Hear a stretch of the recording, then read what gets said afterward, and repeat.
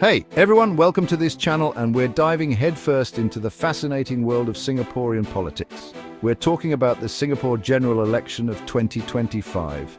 Today, we'll be exploring the strengths and weaknesses of all the major parties vying for your vote. Think of it like a political buffet. We're laying out all the options so you can decide what looks most appetizing, because, as we all know, informed voters are the bedrock of a thriving democracy. Let's kick things off with the Malayan in the room, the People's Action Party, or PAP. They've been the ruling party since 1959.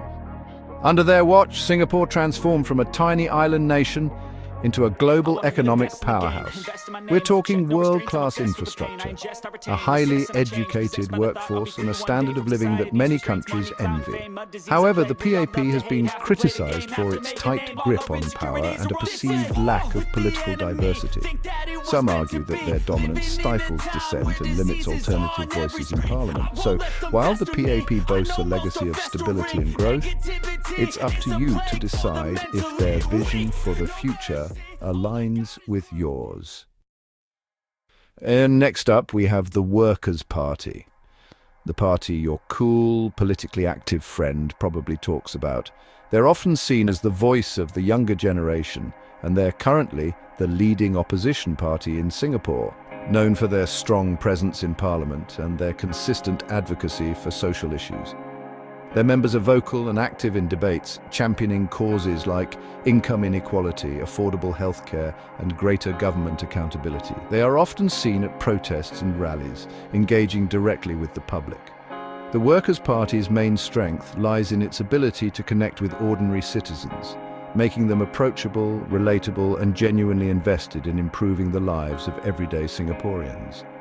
They attend community events and listen to the concerns of the people, which has helped them gain a loyal following. However, despite their growing popularity, the Workers' Party faces an uphill battle in challenging the PAP's dominance. The question remains, can they bridge the gap between being a strong opposition voice and a viable alternative for leading the nation? That's the million-dollar question that everyone is asking. Now let's talk about the new kid on the block, the Progress Singapore Party, or PSP. Formed just before the last election, they've generated quite a buzz, especially among younger voters. They promise a fresh perspective, greater transparency, and a more inclusive approach to policymaking. One of PSP's biggest strengths is its focus on digital engagement. They're active on social media, use data to understand voter concerns, and aren't afraid to break away from traditional campaigning methods. However, being the new kid on the block has its downsides. Can they translate their fresh ideas into concrete policies and navigate the complexities of governing? Only time will tell. Time to turn our attention to the Singapore Democratic Party, or SDP. This political party has been a significant player in Singapore's political landscape for decades. They've been around for a while, known for their unwavering commitment to human rights, freedom of speech, and democratic ideals. Their dedication to these principles has earned them both admiration and criticism. The SDP is deeply critical of what they see as the PAP's authoritarian tendencies and advocates for greater political freedoms and a more open society. They believe that a more transparent government is essential for the well-being of the nation. Their strength lies in their ability to spark debate and challenge the status quo. By questioning established norms, they push for reforms that they believe will benefit the average citizen. They aren't afraid to tackle sensitive issues and force uncomfortable conversations. Whether it's about income inequality, housing policies, or civil liberties, the SDP brings these topics to the forefront. However, the SDP's unwavering stance on certain issues, which some might consider too radical, has limited their electoral success. Their bold positions sometimes alienate moderate voters who are cautious about drastic changes. Can they broaden their appeal beyond their core base of supporters and convince voters that their vision for a more democratic Singapore is achievable? That remains to be seen. The future of the SDP will depend on their ability to balance their ideals with pragmatic strategies that resonate with a wider audience.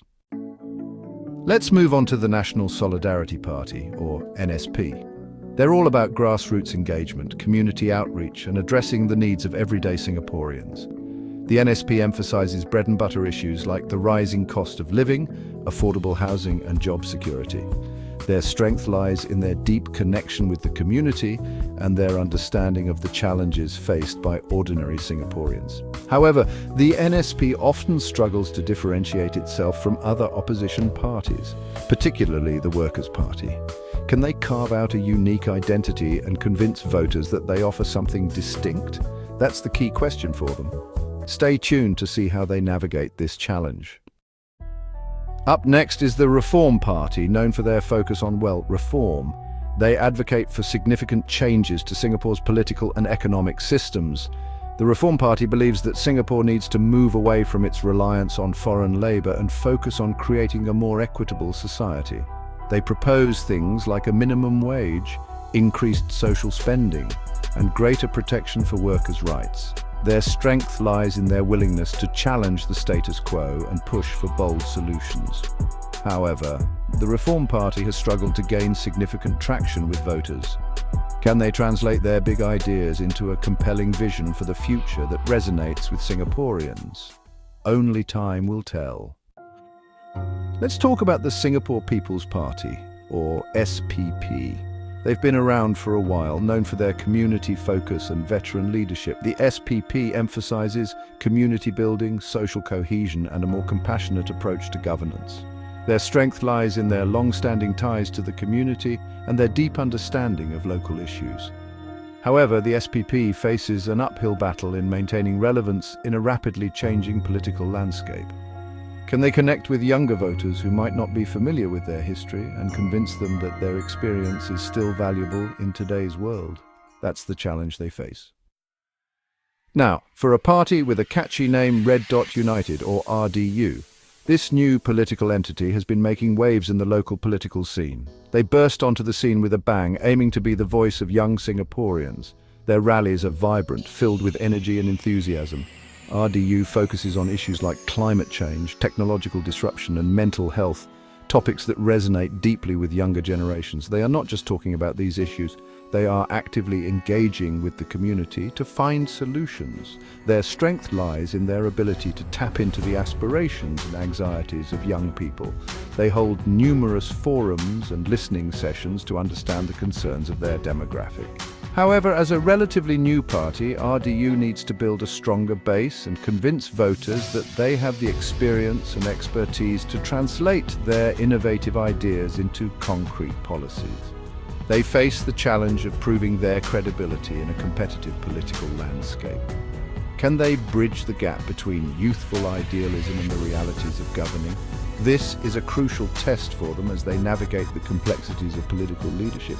That's the question they need to answer. Their journey is just beginning, and only time will tell if they can transform their vision into reality. Let's talk about the People's Power Party, a party that wears its heart on its sleeve, advocating fiercely for the working class. The People's Power Party focuses on issues like income inequality, workers' rights, and affordable healthcare.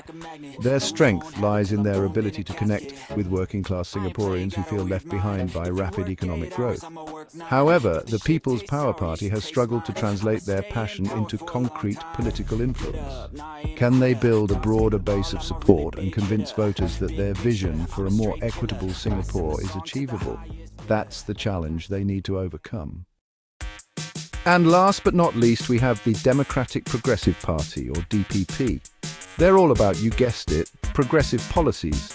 The DPP champions issues like LGBTQ+ rights, environmental protection, and a more compassionate approach to immigration.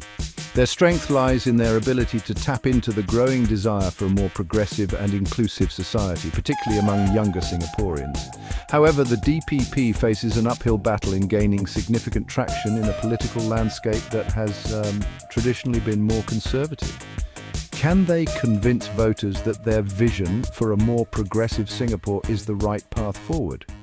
That's the question they need to answer.